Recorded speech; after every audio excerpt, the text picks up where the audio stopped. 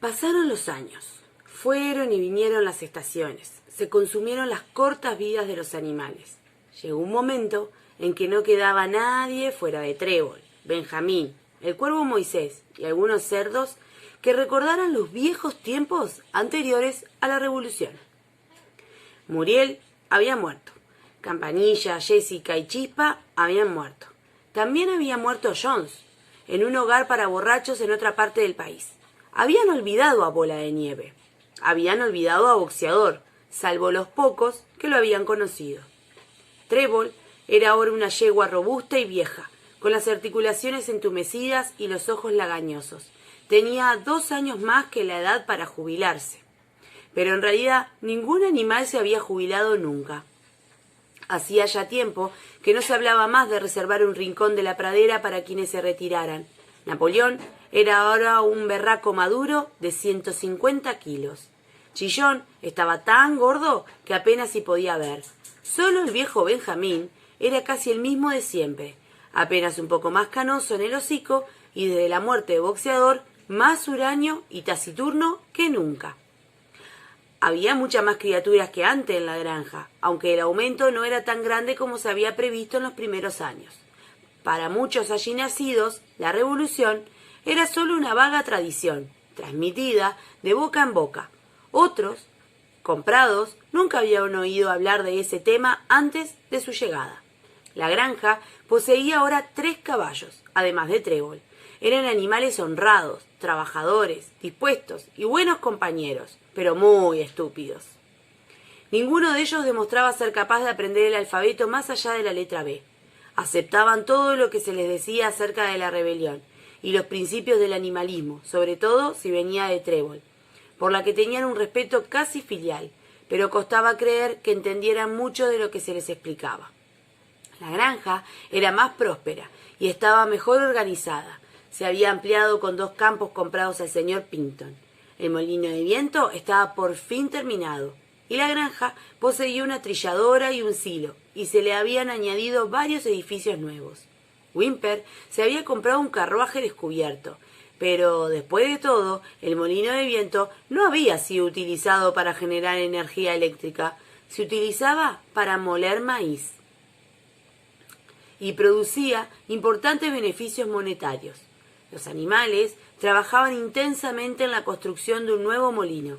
Se decía que cuando estuviera terminado se instalarían los dínamos.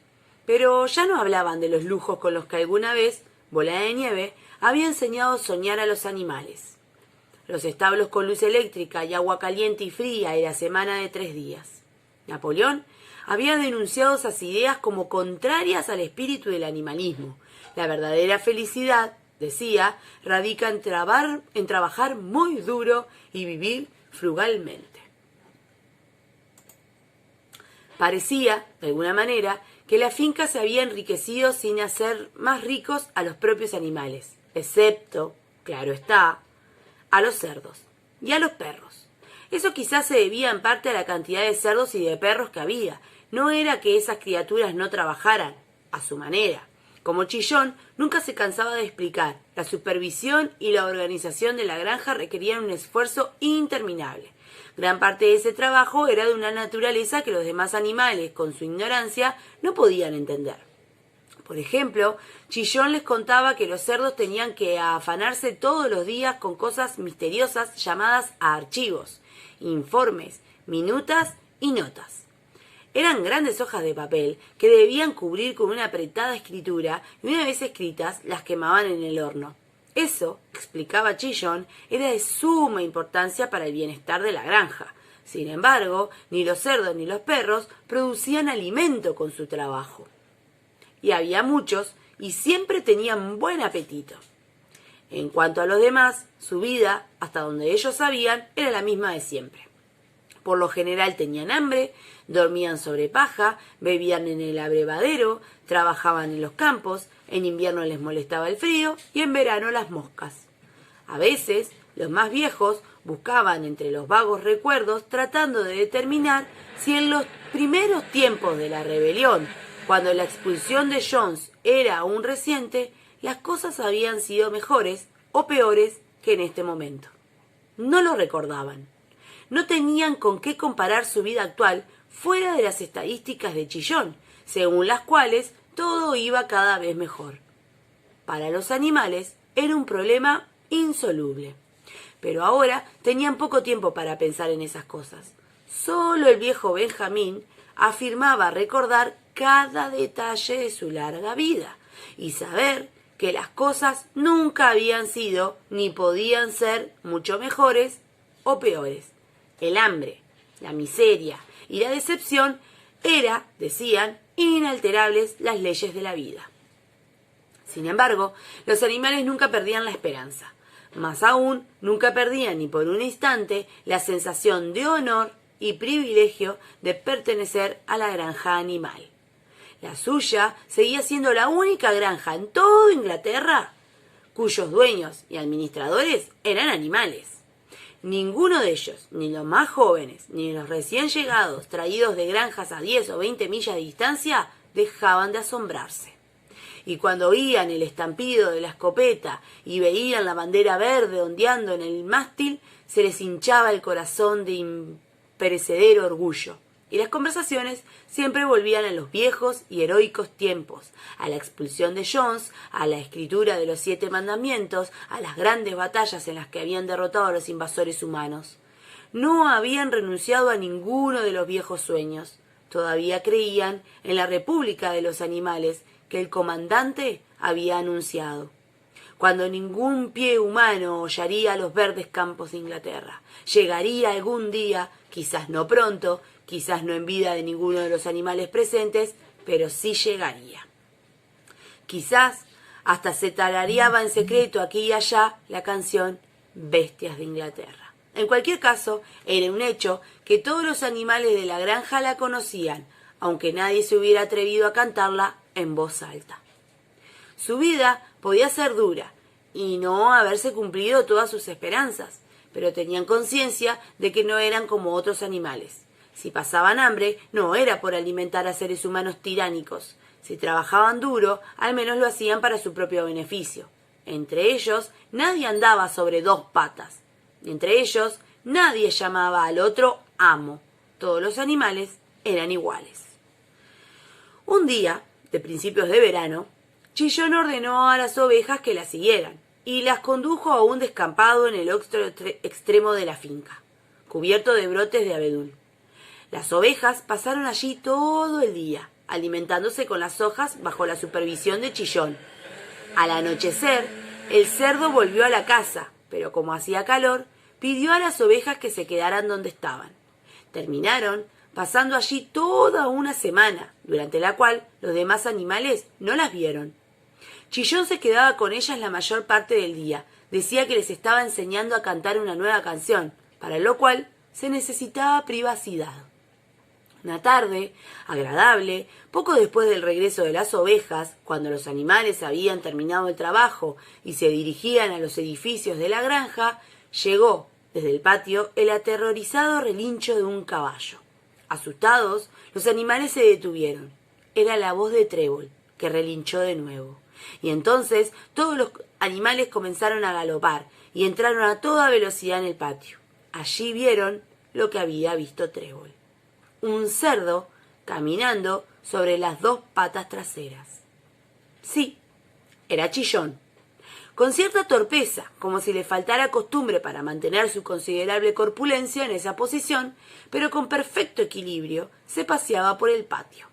Un momento más tarde, por la puerta de la casa, salió una larga fila de cerdos, todos caminando sobre las patas traseras. Algunos lo hacían mejor que otros. A 1 o 2 se les veía todavía un poco inestables y parecía como si les hubiera gustado apoyarse en un bastón, pero todos recorrieron el patio con éxito. Finalmente se oyó un tremendo aullido de perros y un agudo cacareo del gallo negro, y entonces salió el propio Napoleón, majestuosamente erguido, lanzando miradas altivas a un lado y a otro, con los perros brincando alrededor. Llevaba un látigo en la pezuña. Se produjo un silencio mortal. Asombrados, aterrorizados, apiñados, Los animales observaron cómo la larga fila de cerdos avanzaba lentamente por el patio. Era como si el mundo se hubiera vuelto del revés. Al agotarse la primera impresión, hubo un momento en el que, a pesar de todo, el terror a los perros y la costumbre perfeccionada durante largos años de no quejarse, no criticar, pasara lo que pasara, podrían haber emitido alguna palabra de protesta. Pero en ese momento, como obedeciendo a una señal, todas las ovejas se pusieron a balar estentoramente. 4 patas sí, 2 patas mejor. 4 patas sí, 2 patas mejor. 4 patas sí, 2 patas mejor. Los balidos se prolongaron durante 5 incesantes minutos. Y para como si se hubieran callado las ovejas, la posibilidad de expresar alguna protesta ya había pasado, porque los cerdos ya habían vuelto a entrar a la casa. Benjamín sintió que una nariz le acariciaba el hombro.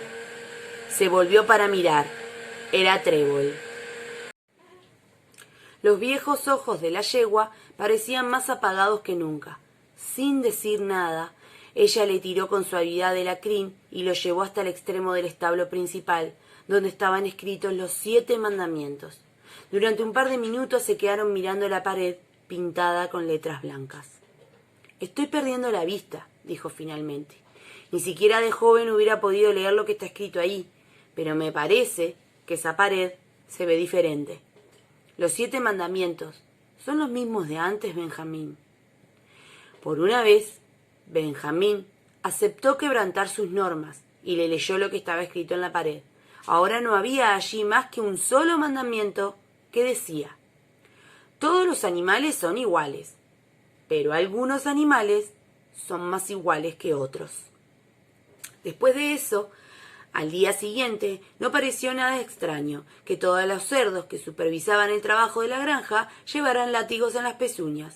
No pareció extraño descubrir que los cerdos se habían comprado un aparato de radio, que se disponían a instalar un teléfono y que se habían suscrito a John's Bull, The Beats y The Daily Mirror.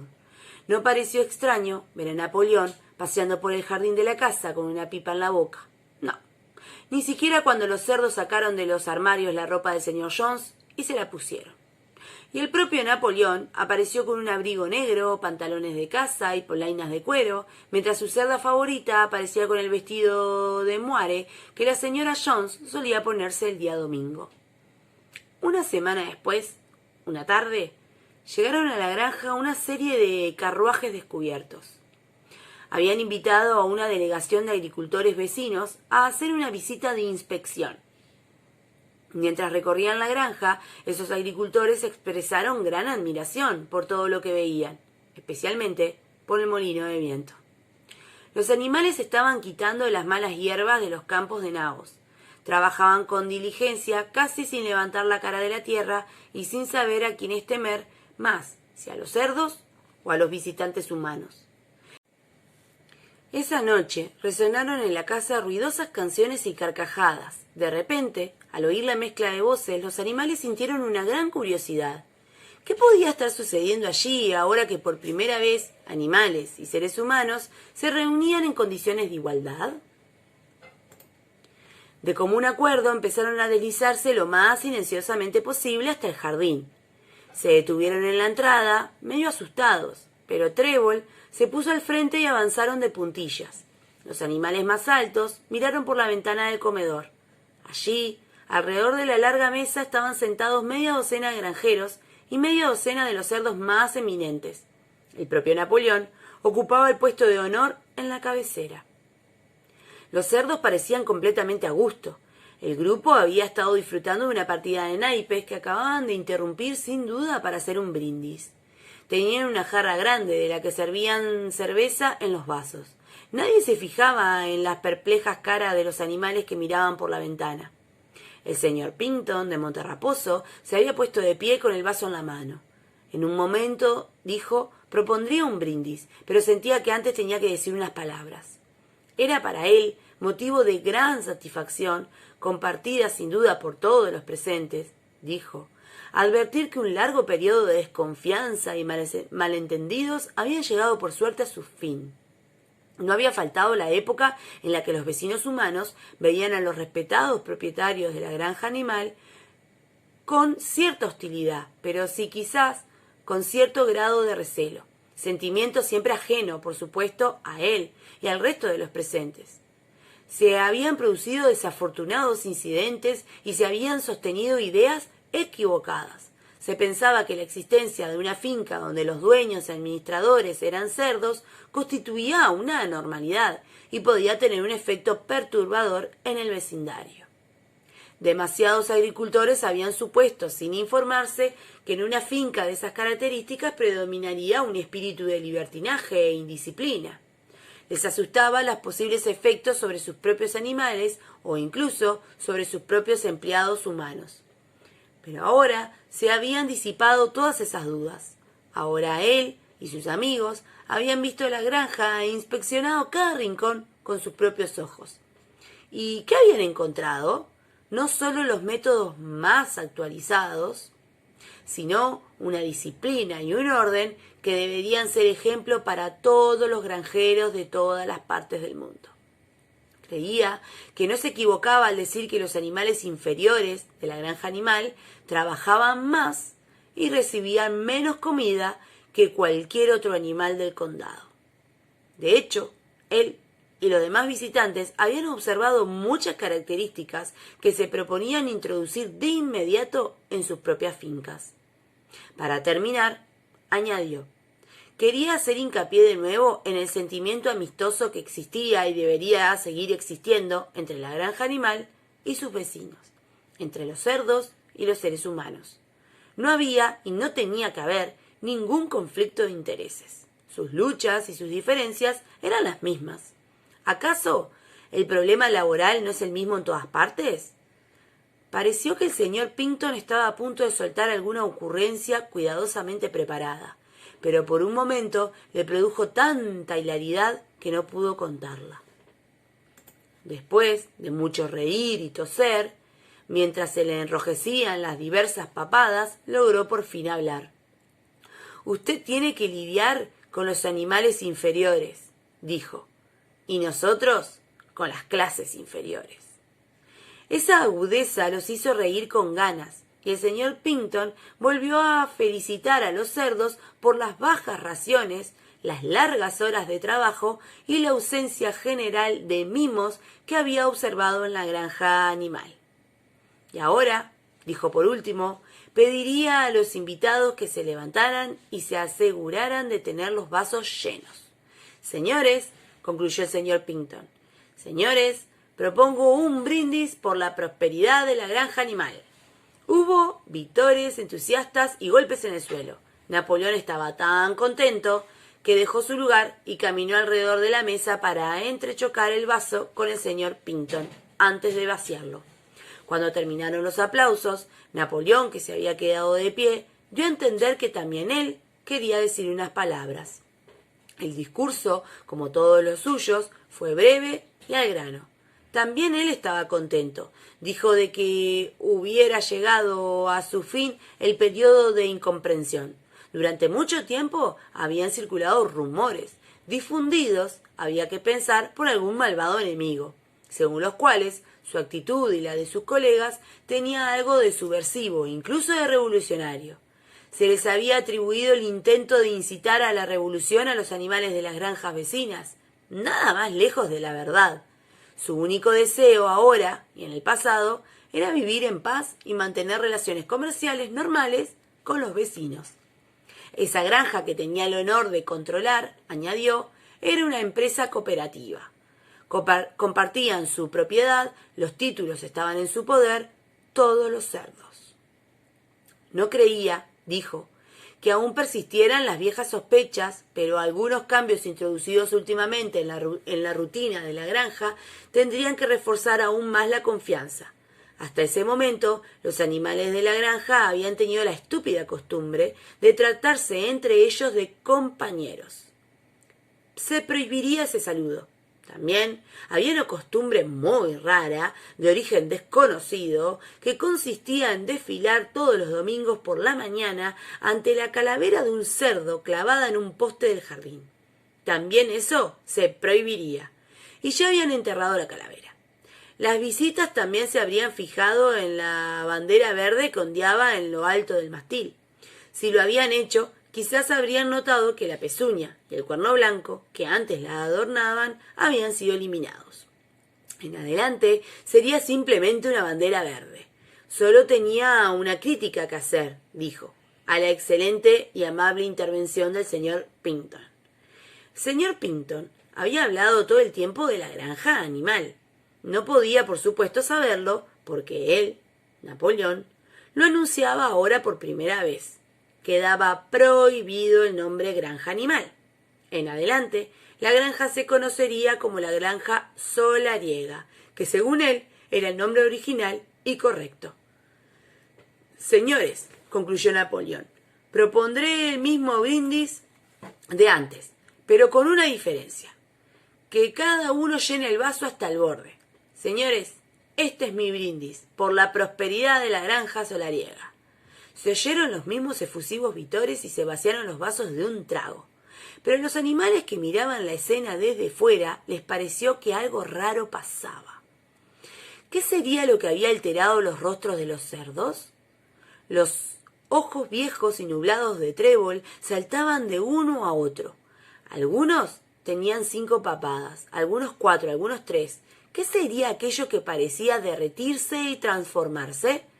Al terminar los aplausos, los recogieron los naipes y continuaron la partida interrumpida y los animales se alejaron en silencio. Pero apenas habían dado un paso cuando se detuvieron en seco. De la casa salía un alboroto de voces. Volvieron corriendo y miraron de nuevo por la ventana. Sí, todos estaban peleando de manera violenta. Había gritos, golpes en la mesa, miradas de desconfianza, negativas, furiosas. El origen del problema estaba, al parecer, en que Napoleón y el señor Pinton habían jugado al mismo tiempo un as de espada. 12 voces indignadas gritaban y todas eran iguales. Lo que había ocurrido en los rostros de los cerdos era ahora evidente.